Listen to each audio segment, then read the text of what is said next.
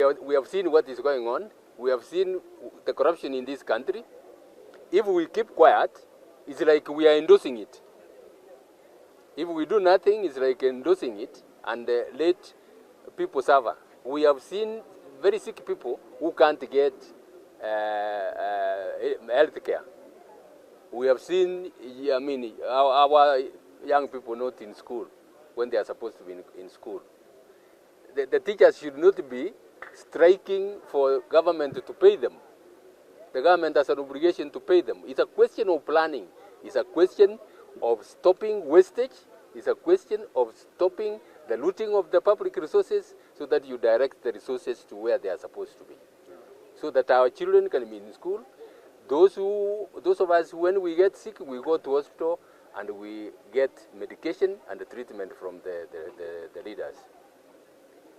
I promise the Kenyan people that if you give me the opportunity, I will ensure that justice is done to the people of Kenya. I am not going to steal from the people of Kenya. I have not taken a bribe in my life. I can't take a bribe when I have retired.